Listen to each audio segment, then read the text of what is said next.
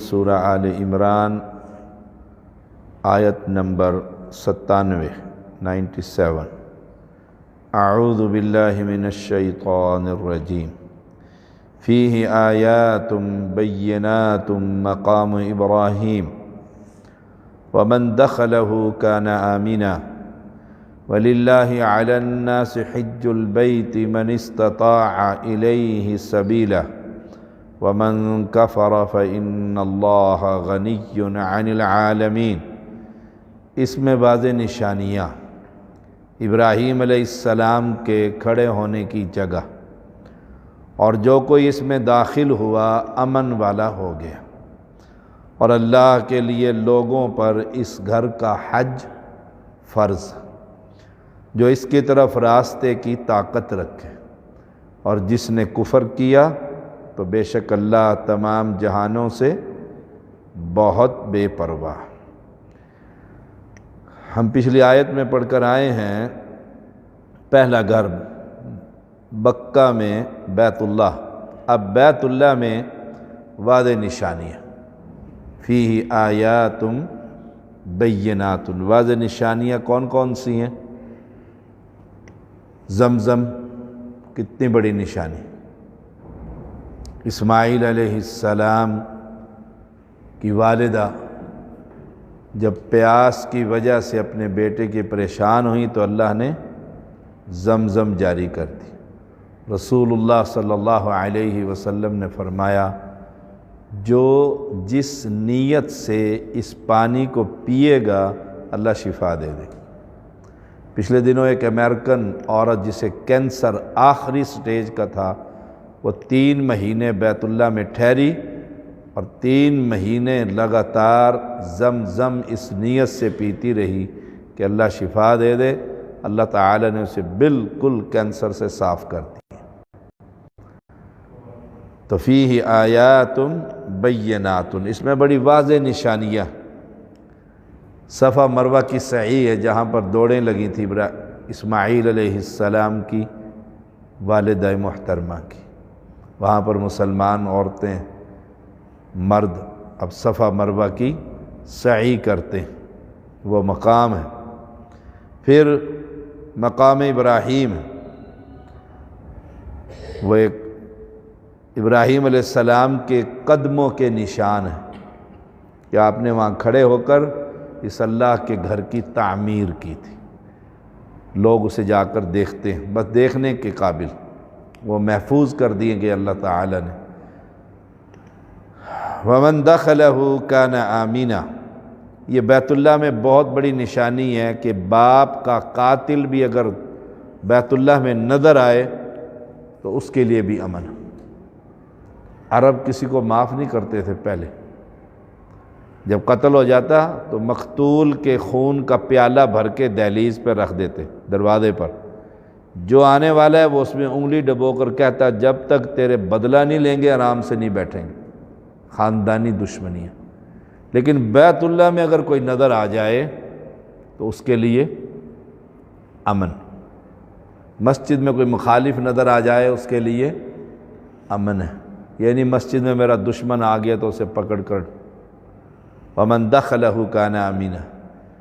لوط علیہ السلام کی قوم پر پتھروں کی بارش ہوئی تھی، آپ کو یاد ہوگا، ان کا ایک فرد بیت اللہ میں تھا، پوری قوم تباہ ہو گئی، ایک بیت اللہ میں رہ گیا، آیا ہوا تھا بیت اللہ میں، اہل شرک آتے تھے نا شروع سے، اس پر پتھر نہیں لگا۔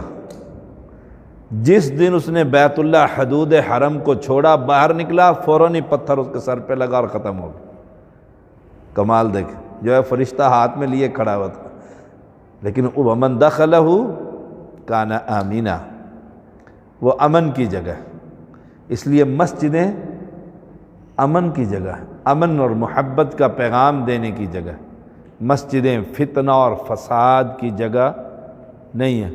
لائٹ پر لڑائی، پنکھے پر لڑائی، ٹائم ٹیبل پر لڑائی، امام سے لڑائی، مختلف مسجدوں میں فساد ہوتا ہے، سیل ہو جاتی ہیں مسجدیں، 2 پارٹیاں بن جاتی ہیں۔ ابھی G6 کی مسجد، جماعت الدعوہ کی مسجد، دونوں ہی پارٹیاں جماعت الدعوہ کی ہیں، خطیب اور امام عالم دین وہ بھی جماعت الدعوہ کے انتظامیہ بھی جماعت دعوہ کی اور پولیس وہاں پر کھڑی ہوئی، وہاں پر مصیبت بنی ہوئی۔ مسجدیں اس کے لیے نہیں ہیں، نہیں پسند آتا آپ کو امام کا خطبہ جماعت، کسی اور مسجد میں چلے جائیں، وہاں فساد کرنے کی ضرورت نہیں، یہ اللہ کے گھر ہیں، یہ تو امن کا گہوارہ ہونا چاہیے۔ وَلِلَّهِ عَلَى النَّاسِ حِجُّ الْبَيْتِ مَنِ اسْتَطَاعَ إِلَيْهِ سَبِيلًا، اب اس بیت اللہ کا حج ہے جس کے پاس پیسے ہوں، استطاعت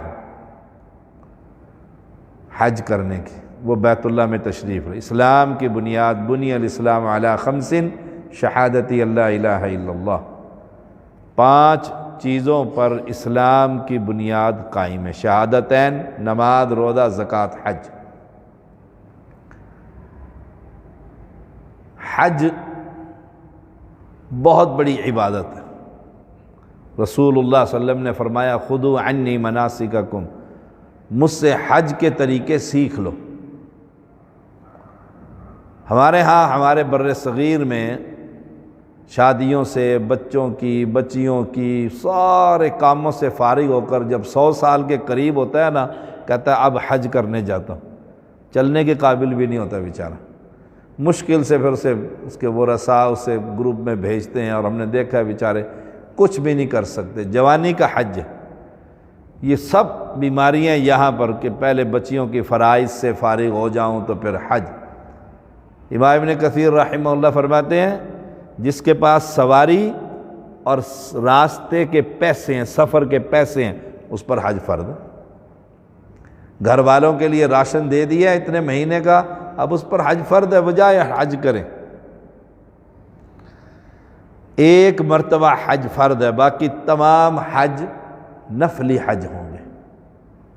صحیح مسلم 1337۔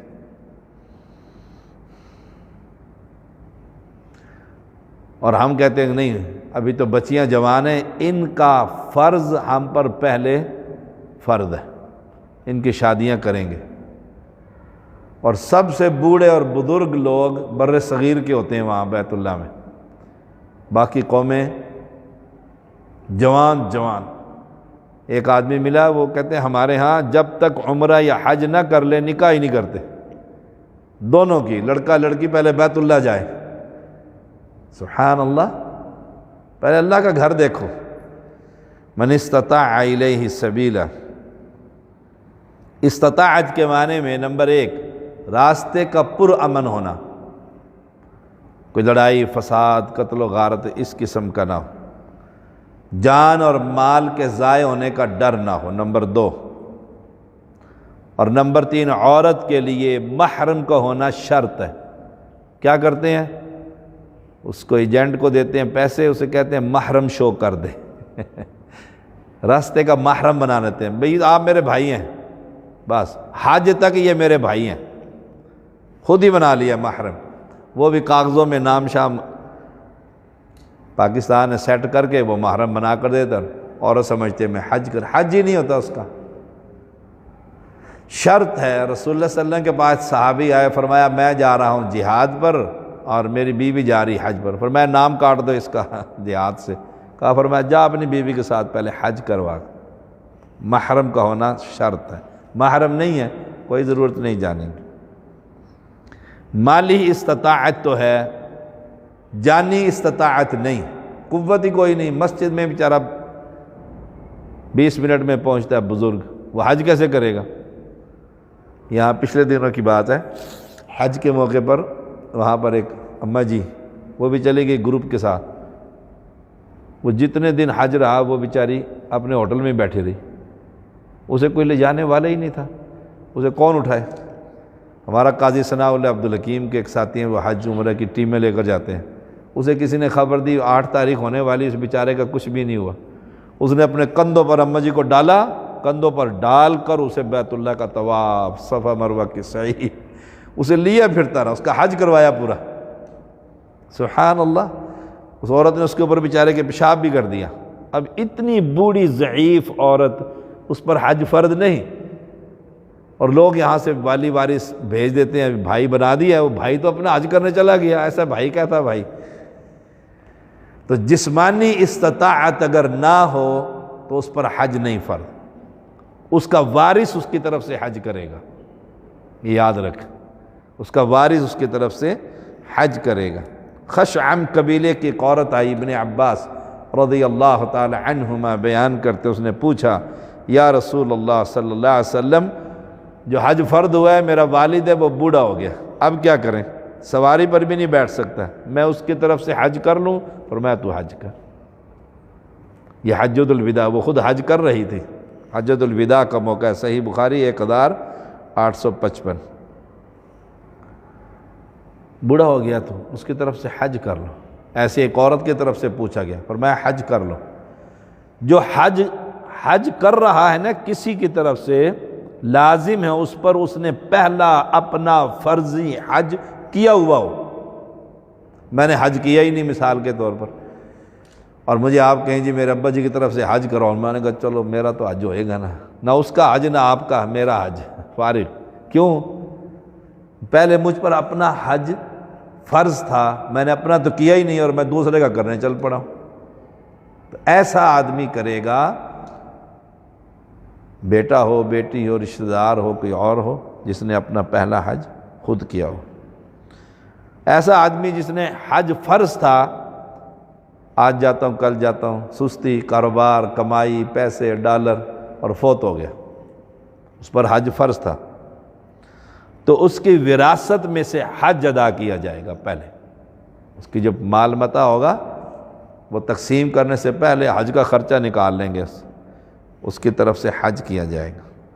ابن عباس رضی اللہ تعالی عنہما بیان کرتے ہیں، رسول اللہ صلی اللہ علیہ وسلم نے فرمایا فقد اللہ فہو احق بالقضاء، اللہ کا قرض ادا کرو کیونکہ وہ پورا کیے جانے کا زیادہ حقدار ہے۔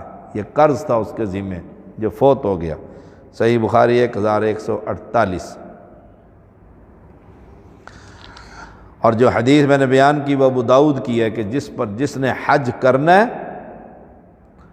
وہ پہلے خود حاجی ہو، اس نے حج کیا ہوا ہو، وہ ہے ابو داؤد کی 1811۔ وَمَنْ كَفَرَ فَإِنَّ اللَّهَ غَنِيٌّ عَنِ الْعَالَمِينَ، استطاعت کے باوجود ومن کفر، جو حج نہیں کرتا وہ کفر کرتا ہے۔ حج نہ کرنا استطاعت ہے، کفر ہے۔ ایک آدمی تھا نا ادھر سعودیہ میں 8 سال سے، جب میں بھی ادھر ہی تھا، تو وہ نہ عمرہ کرتا تھا نہ حج کرتا تھا۔ اللہ کی شان، سبحان اللہ۔ لوگوں نے لعن طعن کی کہ بھئی 8 سال ہو گئے ہیں، نہ تو حج کرتا ہے نہ تو عمرہ کرتا ہے، بس ریال ہی کمائی جا رہا ہے۔ غیرت دلائی اس کو، اس نے کہا اچھا اس دفعہ کرتا ہوں۔ بیت اللہ کی حدود کے قریب پہنچا، اللہ نے موت دے دی، اللہ نے توفیق ہی نہیں دی، روح قبض کر دی کہ اس ملک میں رہ کے اور آدمی یہ سستی کرے۔ ایسے لوگ سستی کرتے ہیں، ایسا شخص کفر کرتا ہے۔ جو کفر کرے اس کا پھر اللہ کے ہاں معاملہ کیا ہوگا، دیکھو اللہ تو بڑا بے پرواہ ہے۔ اسلام کی 5 چیزیں ہیں، بنیاد میں سے ایک حج ہے، اور اس کو نہیں ادا کرتا تو اسلام کی بنیاد کو گراتا ہے نا۔ رسول اللہ صلی اللہ علیہ وسلم کے صحابی عمر بن خطاب رضی اللہ تعالی عنہ بیان کرتے ہیں کہ جو شخص استطاعت کے باوجود حج نہ کرے، کاروبار، بچوں کی شادیاں، زمینیں خرید رہا ہے، پلاٹ خرید رہا ہے، کوٹھیاں بنا رہا ہے، یہ ہو جائے فارغ تو پھر اگلا کام پھر شروع ہوتا ہے، اس سے فارغ ہو جاؤں پلازے سے تو پھر کرتا ہوں، نہ کرے۔ اللہ کو کوئی پرواہ نہیں یہودی ہو کر مرے یا عیسائی ہو کر مرے، دیکھیں یہودی ہو کر مرے یا عیسائی ہو کر مرے۔ حضرت عمر رضی اللہ تعالیٰ فرماتے ہیں اللہ کو کوئی پرواہ نہیں۔ اور آپ دیکھیں کتنے لوگ ہیں سبحان اللہ، حج یا عمرہ۔ ایک آدمی تھا ہمارا نمازی، میں نے دیکھا یہ اچھا بھلا عمرہ کیا نہیں، میں نے کہہ کہ آخر اس کو عمرے پہ بھیج دی، چلا ہی گیا وہ عمرہ کر کے، شاہ جی میں عمرہ کر آیا ہوں، شکر الحمدللہ۔ اس پیسے کو آگ لگانا ہے جو اللہ کا گھر نہ دیکھنے دے، بدنصیبی کی انتہا نہیں، جو اللہ کے گھر نہ دیکھ سکے، اور پیسہ جوڑ جوڑ کر رکھ رہا ہے، اچانک موت آئے گی، پیسہ کس کا ہے؟ برسا کا۔ اللہ کریم ہم سب کو بار بار اپنا گھر دکھائے اور ہمیں توفیق دے، ہم اس کے لیے کوشش کریں۔ وآخر دعوانا الحمدللہ رب العالمین۔